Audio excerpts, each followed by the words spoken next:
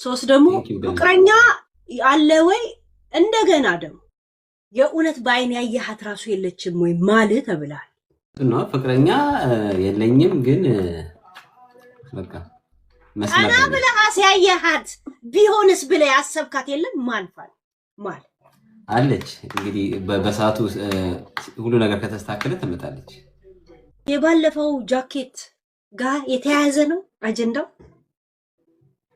አይ ከሱ ጋር ይያዝ ጃኬት ቀየረች ለ7 ዓመታት ያህል በዩቲዩብ የምናውቃቸው ፋኑኤልና ሳምሪ መለያየታቸውን ይፋ ካደረጉ በኋላ ከሰሞኑ እንደ አዲስ በየቦታው መነጋገሪያ ሆነዋል። ይኸውም እንግዲህ ሁለቱም ከእንግዲህ የምትመለከቱ ለየብቻ ነው፣ በጋራ የምንኖረውንም ኑሮ አብቅተናል ብለው ለወዳጅ ለአድናቂዎቻቸው አንድ መልእክትን ከ8-9 ወራት በፊት አሰምተው ነበር። ይህንንም አስመልክቶ ብዙዎች በፊት የሚያውቋቸው ሰዎች በመደናገጥ እኛ ከጥንት ጀምሮ የምናውቅ ወዳጅ አድናቂዎቻችሁ እጅግ ደብሮናል፣ ፋኒና ሳምሪ ባትለያዩም ደስ ይለናል በማለት ብዙ መልእክት ሲያስተላልፉላቸው ቆይተው ነበር። ታዲያ ከሰሞኑ ፋኑኤልም ሳምሪም አዲስ ህይወት ጀምረዋል በሚያስብል ደረጃ ሁለቱም አነጋጋሪ የሆኑ በየቦታው እየተመለከትናቸው እንገኛለን። በተለይም ከጥቂት ሳምንታት በፊት ሳምሪ ከአንድ ግለሰብ ጋር በቲክቶኳ የምታጋራቸው ፎቶና ቪዲዮዎች ብዙዎችን አስገርመዋል። እንደዚህ የሚሸከማችሁ እንደዚህ የሚችላችሁ ጠንካራ ሰው ይስጣችሁ እያለች የተለያዩ ፎቶዎችን እንግዲህ ዮኒ ከተባለ ግለሰብ ጋር እየተነሳች ፎቶና ቪዲዮዎችም እየለቀቀች ያንን ሰውዬም እያሞካሸች ብዙ ቪዲዮዎችን ሰርታለች። በዚህም አስመልክቶ ብዙዎች ሀሳብ አስተያየት አድርሰዋት ነበር። ታዲያ እንግዲህ የሳምሪ ሰሞነኛ ጉዳይ እንዳለ ሆኖ ከሰሞኑ ደግሞ ፋኑኤልም አዲስ ሰው የያዘ በሚመስል መልኩ አዲስ የገባበትን ህይወት እንግዲህ ዘርዘር ያሉ ጉዳዮችን እየተናገረ ነበር። በቪዲዮ መግቢያ አይታችሁታል ብዬ አስባለሁ። እንግዲህ እኛም ዛሬ ዘን በመጣነው መረጃ ጠቅለል ባለ ጉዳይ ፋኑኤል ከወደ ዱባይ አዲስ ሰው ተዋውቋል ተብሎ ስለደረሱን ዝርዝር መረጃዎች፣ ፋኑኤልም እሱም በቅርቡ አዲስ ህይወትን ጀምሮ አዲስ ትዳርን ሊመሰርት ነው ወይ ተብሎ ጥያቄ ስለሆነውም ጉዳይ በዝርዝር መረጃዎቹን ልናስካፍላችሁ ብቅ ብለናል። ሰላም ጤና ይስጥልን ውድ ሀገሬ ልጆች፣ በተለያዩ ዓለም ሀገራት የምትገኙ በያላችሁበት ሀገር ሰላማችሁ ይብዛልኝ። ዛሬም አዳዲስ በሆኑ መረጃዎች ብቅ ብለናል። ለዚህ ቻናል አዲስ ከሆናችሁ ሰብስክራይብ በማድረግ ሁሌ የምንለቃቸው ቪዲዮዎች እንዲደርሱ ይሁን። ቀጥታም ይዘን ወደ መጣነው ዝርዝር መረጃዎቻችን እናልፋለን።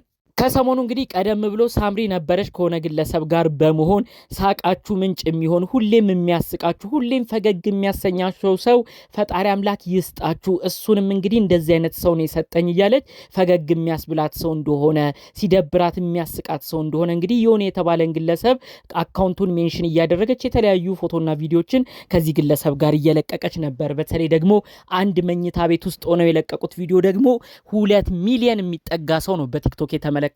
ይሄም እንግዲህ ዮኒ የተባለው ግለሰብ ሳምሪን ወደ ላይ ከፍ አድርጎ እጁ ላይ ሲያስቀምጣት ነው የሚያሳየው። ያንንም ቪዲዮ ነው እንግዲህ እሷ እንደዚህ እናንተን መሸከም የሚችል ሰው ነው ችግራችሁንም የሚሸከም እንደዚህ አይነት ሰው ይስጣችሁ አይነት ነገር ነው እንግዲህ በጥቅስ መልክ አድርጋ የለቀቀችው። ከዚህ ጉዳይ ጋር አያይዞ ይሄ የሚሰሩ ቪዲዮዎች ያው ለቲክቶክ ለዩቲዩብ ለተለያዩ ቦታዎች ላይ ቫይራል ለመውጣት ወይም ደግሞ ብዙ ሰው እይታን ለማግኘት የሚደረግ ጥረት እንደሆነ ነው እንግዲህ በተለያዩ ቦታዎች ሲነገሩም የነበረው። እውነት ሳምሪና ዮኒ የተባሉት ግለሰብ የፍቅር ግንኙነት ውስጥም ያሉ አይመስለንም።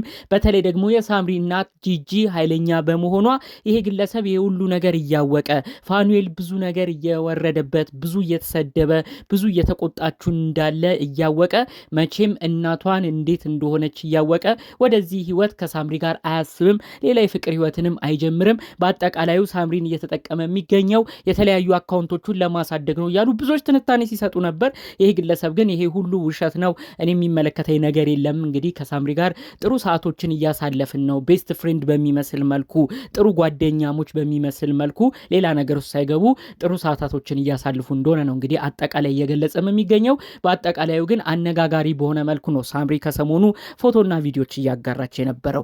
ታዲያ ከዚህ ጉዳይ ጋር በተያያዘ የሳምሪ ስም ሲነሳ አብሮ ስሙ የሚነሳው ፋኑኤል በተለያየ ጉዳይ እሱም ወደ አዲስ ህይወት ጅማሬ ወደ አዲስ ህይወት እቅድ ላይ እንዳለ ፍንጮችን እያሳየ ይመስላል። እሱም እንግዲህ ከዩቲዩበሯ ሄለን ጋር ቆይታ አድርጎ ነበር። የቲክቶክ ጌም ነበር የነበራቸው በቪዲዮ መግቢያ እንደተመለከታችሁ። ታዲያ 3 ጥያቄዎችን ነው በቅጣት መልኩ ቲክቶክ ጌም ላይ ከተሸነፈ እንደምትጠይቀው ሄለን የተናገረችው። በመቀጠልም 3ቱን ጥያቄዎች ጠይቀዋለች። ከ3ቱም እንግዲህ ፍቅረኛን በተመለከተ ነው እሱን አብራርቼ ልመልስ፣ ሌሎቹ ጥያቄዎች ይለፉኝ ያለው።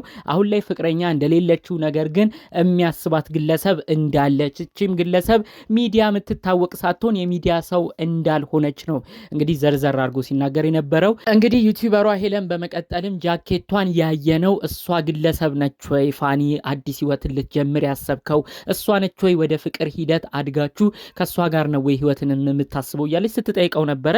እንግዲህ እሷ እንዳልሆነች ነው አጠቃላይ ሲናገር የነበረው። ከዚህ በፊት አነጋጋሪ የነበረ ፎቶና ቪዲዮ ለቆ ነበር። ያው የጃኬቱም በቪዲዮ መግቢያ እንዳያችሁት ያሳቃቸው ለዛ ነው። ፋኒ አነጋጋሪ የሆነ ፎቶና ቪዲዮ ለቆ ነበር። ይኸውም እንግዲህ ራት ፕሮግራም ነው፣ የሆነ የምሳ ግብዣ ፕሮግራም ይመስላል።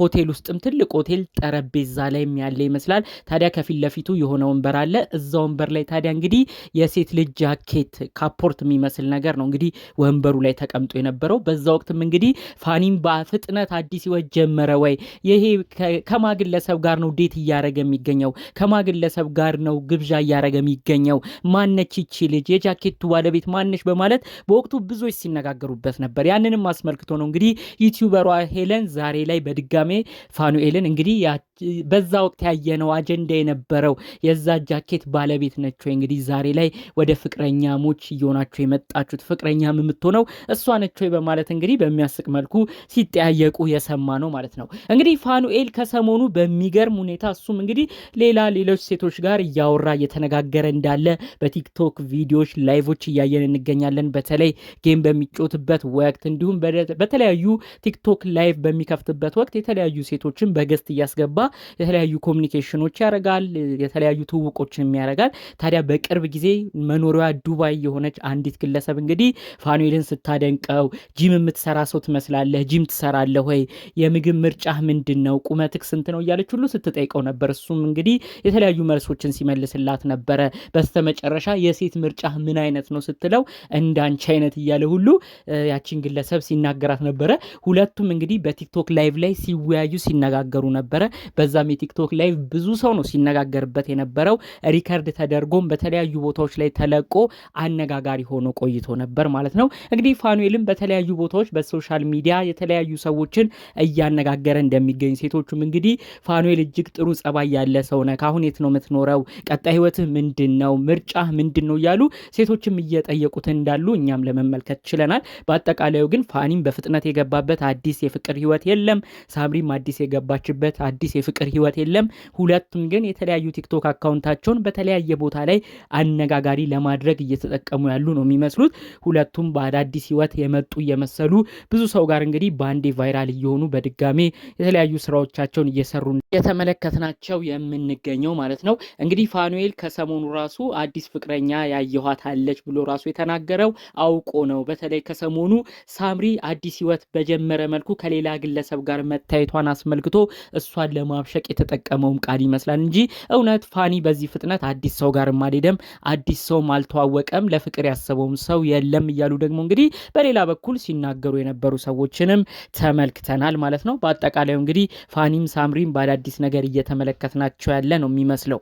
እኛም በዛሬው መረጃዎቻችን ሁልጊዜ እንደምንለው አንድ ነገር በማከል ቪዲዮቻችንን እናብቃ።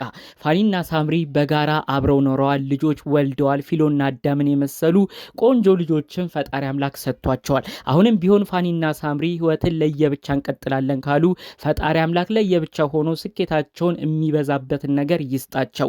ሁሉ ነገር ግን የሚሆነው ተከባብረው ሲኖሩ ነውና ተከባብረው በያሉበት እንዲኖሩ ፈጣሪ አምላክ ይህንን አሁን ያለውን ሰላማቸው እንዲያስቀጥልላቸው የእውነት ከልብ እመኝላቸዋለሁ። ከዛ ሁሉ ባለፈ ደግሞ እንግዲህ ፈጣሪ ደግሞ ፈቅዶ ሁለቱ በድጋሚ አንድ ሆነው ልጆቻቸው የሚያሳድጉበት እድልን ቢፈጠር እንግዲህ ለልጆቹ ሲል ፈጣሪ አምላክ አንድ እንዲያደርጋቸውም የእውነት ከልብ የምመኘው ነገር ነው። በአጠቃላዩ ይዤ የመጣሁት መረጃ ይህን ይመስል ነበር። በሌሎች ቪዲዮቻችን እስክንገናኝ ሰላሙን ሁሉ ተመኘሁላችሁ። ሰላም።